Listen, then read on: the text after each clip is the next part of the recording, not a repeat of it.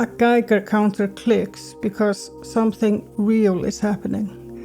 Radiation is passing through it, particles decaying, and the click is a response to a physical event that would occur whether a person stood there listening or not.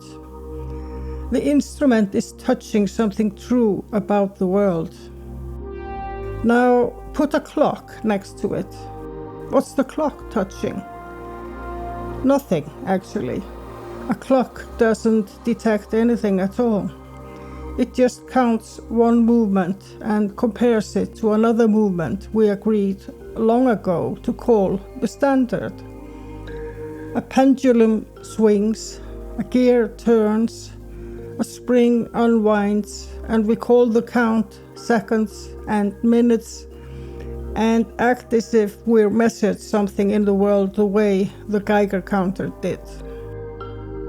Even our most precise clock works this way. Right now, a second is officially defined as a fixed number of vibration in a caesium atom, something like 9 billion of them. That sounds impressive, and it is, but look at what it actually is. It's one process, the vibration of an atom, and we count how many of those vibrations pass while anything else unfolds. That's it, that's the whole trick. So here's the real question. If the clock never actually touches time itself the way a Geiger counter touches radiation, then what have we been calling real all along? Before we dive in, if this kind of content resonates with you, come find me at luminaryflow.com. There's a free gift waiting for you. You'll find the link in the top comment below. Now let's get back into it. Think of a coffee cup sitting on a table. The clay it's made from has existed in some form for a very long time, and it will keep existing in some form long after that particular cup shatters or wears down or gets ground back into dust. What won't last is the shape. This cup, exactly as it's right now, will never occur again in the history of the universe. The material persists, but the form is temporary and is an one-time event.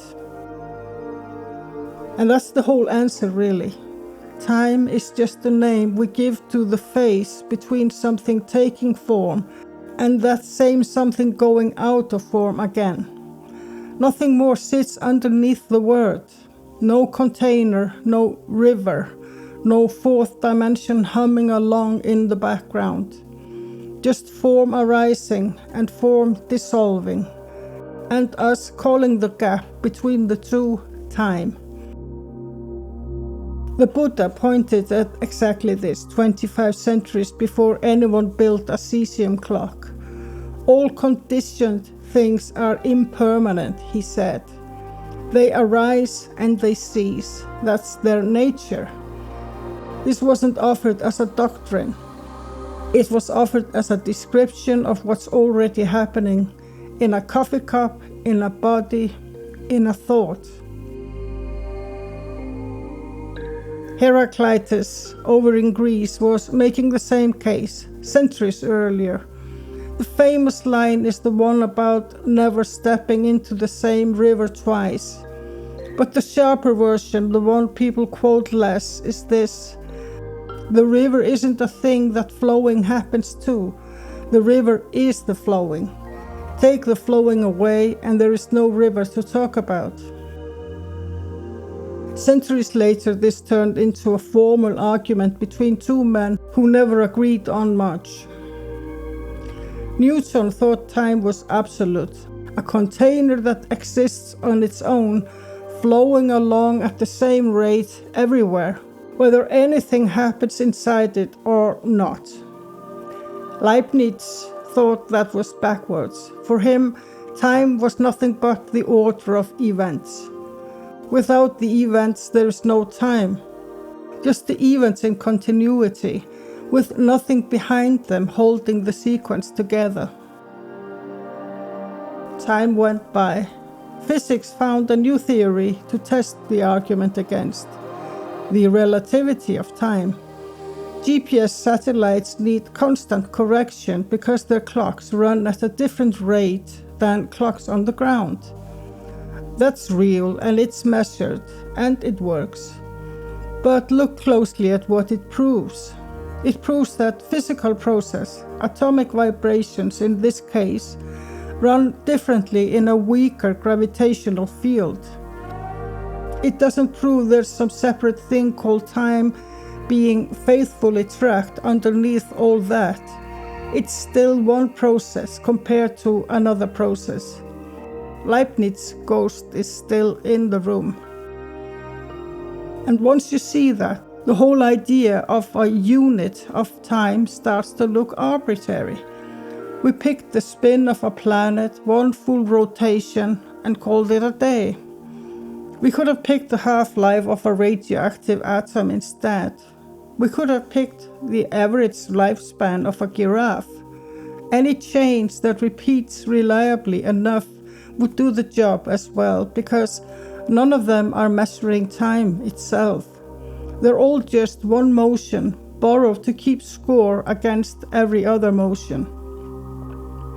Which raises a lot of real questions. Some physicists take a very different approach and argue that the future already exists, sitting out there, finished, just as real as the past. Here is the claim these physicists take seriously. All time exists right now, laid out the way every page of a book exists at once, whether the story has been read up to that page or not.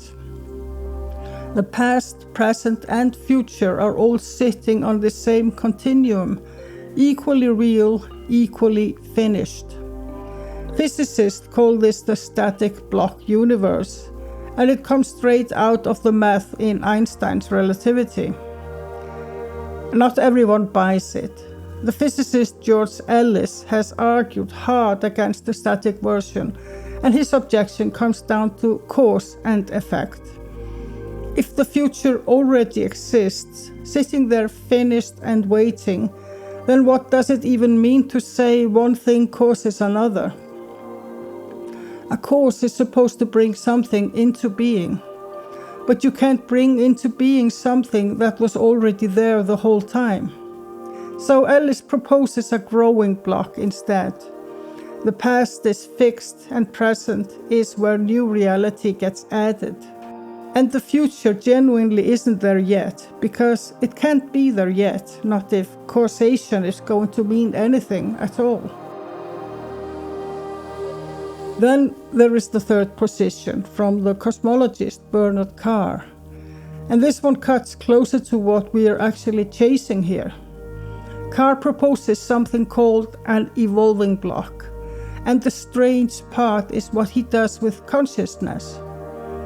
He doesn't treat it as something the brain manufactures. He treats it as something fundamental. Something the brain filters and narrows down rather than produces, the way a lens narrows down light rather than creating it. And to make that work, he proposes a fifth dimension, sitting alongside space and time, one he calls mental time. A dimension for whatever it is that's doing the experiencing. Three serious physicists, three incompatible pictures. This isn't settled and probably won't anytime soon. Physicists genuinely disagree about this, and no single position has taken over. But notice something all these pictures share quietly underneath the disagreement. The static block assumes someone is standing outside the book, reading it. The growing block assumes someone is watching the present take shape. Carr's model goes furthest of all and just names the observer outright, a fifth dimension built for it. Every single version keeps a place at the table for an observer, somebody perceiving, standing there taking it all in. Here's the turn worth taking slowly. 3 theories about time, 3 completely different pictures, and all 3 without meaning to arrive at the same specific gap. Physics keep building sharper and sharper descriptions of the thing being theorized. The book, the growing present, the 5th dimension. It never once reaches the one doing the watching. The equations describe everything except that. So if no clock can find time and no equation can find the observer, there's only one place left to point the camera, straight at whatever it is that's been doing the watching all along. Turn the camera on the brain itself and here's what you find. The brain isn't a recorder in the way we normally mean that word. A recorder captures everything in front of it. The brain does the opposite.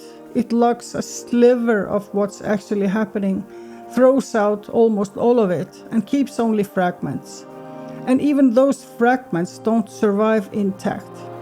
What gets kept gets bent out of shape in the keeping. Here's the part most people don't know. Memory doesn't play back. It rebuilds. Every single time you reach for a memory, you're not opening a file that's been sitting there untouched since the day it was made. You're reconstructing it on the spot, right then, out of whatever pieces are still lying around, and the reconstruction is a little different every time you do it. So the past you're carrying isn't a fixed thing behind you. It's a thing you keep rebuilding slightly differently every time you touch it. Which means the past was never fixed to begin with. So what about the present? Surely this instant is solid. Any attempt to isolate now and hold it still long enough to look at it fails immediately. It's already gone. There is no edge to find. The philosopher Husserl spent a good part of his career on exactly this problem, and what he found was strange. A truly dimensionless instant, and now with 0 width, couldn't be experienced by anyone, ever, because there'd be nothing there long enough to register. So the felt now, the one that actually feels like something, always carries a thin trailing edge of what just happened, and a thin leading edge of what's about to, stitched together and called the present. So here's the full shape of it. The past isn't stored, it's rebuilt fresh each time, differently. The future hasn't happened, so there's nothing there to stand on. And the present, the one place left to plant a foot, turns out to have no thickness at all. Just a seam between 2 things that aren't quite here anymore and aren't quite here yet. A Buddha has a name for what this does to the person, supposedly standing through all of it. Anatta, no permanent self, no unchanging core sitting behind the eyes, holding the whole show together. What gets called me is just a sequence of moments, one after another, close enough together and similar enough in content that they generate the appearance of someone continuous being there. Like a flip book that feels like motion because the pages turn fast enough. And here's where it gets uncomfortable. Because there is still a part of you that's been following this whole argument and nodding along, something that feels like it's standing back from all of it. Watching the clock get dismantled and the self get taken apart, save on the sidelines. Call it the witness, the sense of someone behind the eyes, observing time go by, observing the self go by, measuring it all against whatever it takes to be solid ground. The one who uses their imagination to step outside the ever-changing universe to observe never actually left it. They are still built from the same material, memory and change, the very things they're investigating.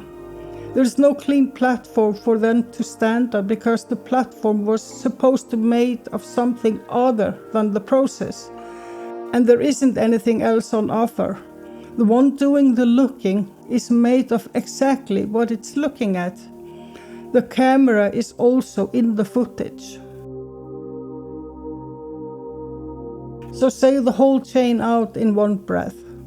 The clock never touches time, it only ever compares one motion to another. Time is nothing but the label we attach to change.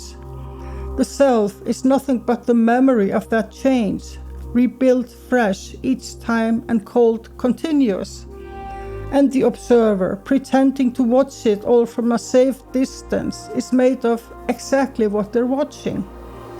Nothing about this makes the world go quiet or empty. Transformation is still happening at every scale, whether or not anyone's cataloging it. Stars are still collapsing. Cells are still dividing. A coffee cup somewhere is still, this second, closer to the dust it will eventually become. Rising and dissolving doesn't need a fixed observer standing outside it to keep happening. Contemplative traditions reached this same limit through meditation centuries ago. Physics is reaching it now through equations.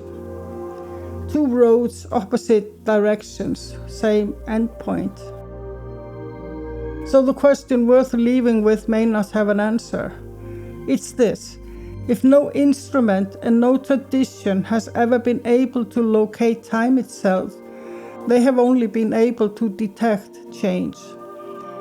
Is there any substance to the idea of time beyond using it for coordination and keeping track of events? Or is that all there is to it? If this resonated with you, come find me at luminaryflow.com. There's a free gift waiting for you there, and you'll also receive my newsletter with thoughts and inspiration behind each video. You'll find the link in the top comment below.